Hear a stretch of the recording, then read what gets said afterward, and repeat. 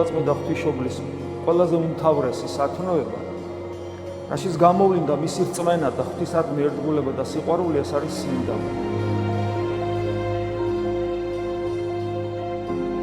მან შინაგანი რელიგიური სულიერი ცხოვრება, გნებავთ ინტუიციურად, იცოდა ის, რაც კაცობრიობამ არ იცოდა. უმნიშვნელოვანესი თვისება ღმერთისა, რომ ღმერთი არის სიმდაბლე.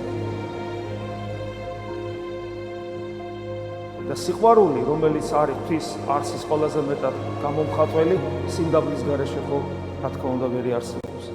ჩვენ ვიცოდით, რომ ღმერთი ყოვლისშემძლეა, სამყაროს შემოქმედია, ყველგან ყოფია, ყოვლადძლიერია, მაგრამ ის თუ სიმდაბლეა, ჩვენ ეს არ ვიცოდით და ჩვენ ეს გავიგეთ მაშინ, როცა იგი მოვიდა ადამიანად და თვითონ განაცხადა. ისწავლეთ ჩემგან, რამე თუ მშვიდ ვარ და მდაბალ გულით.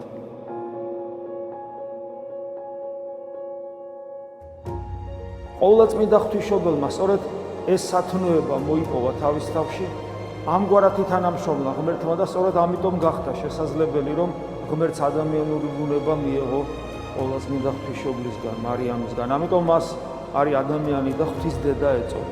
ღვთის დედა, ანუ სიყვარულის დედა, მაგრამ საქმეში გამოვლინებული ნიშნავს ეს, რომ დედა სიმდაბლის. თუ ჩვენ გვინდა, რომ ღვთისმშობლის წილხვედრი ქვეყანა ვიყოთ რეალობაში, ჩვენ უნდა ვიყოთ მიმბაძველი ამ დიდი სათნოების. და თუ ჩვენ არ მოვიპოვებთ ამ სათნოებას და არ ვითანამშრომლებთ ქრისტესთან, როგორც ღმერთთან, რომ ჩვენში ეს სათნოება რეალიზდეს, ჩვენთვის ღვთისმშობლის წილხვედრობა ისტორიაში გადაკარგული რაღაც საინტერესო მოვლენა იქნება, მაგრამ არა რეალობა.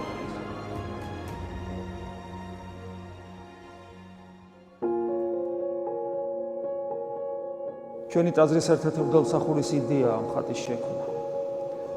ყოველი ნიუანსი ამ ხატისა, მოძრაობა, დინამიკა, გამომეტყველება, თვალები, ბაგის მდგომარეობა, ფერები, თვით სახელიც კი ამ მღვდელმსახურს ეკუთვნის და მისი იდეა არის. და შემდგომ მან ძალიან კარგ ხატწერთან ითანამშრომლა და საბოლოო ჯამში შეიქმნა ის, რასაც თქვენ ხედავთ და რაც ჩვენ ასე ძალიან ვსურვთ. ეს ხატი მივაბრძანეთ საპატრიარქოს რეზიდენციაში საქართველოს კათოლიკოს პატრიარქთან, რომელმაც ძალიან მოიწონა. პირველადი ვერსიაც შეიძლება ითქვას დედანი, მასთან არის დაბრძანებული რეზიდენციაში. და ამ დღიდან ამ ხატს მიენიჭა უფლება იგი არსებობდეს ჩვენს საეკლესიო სივრცეში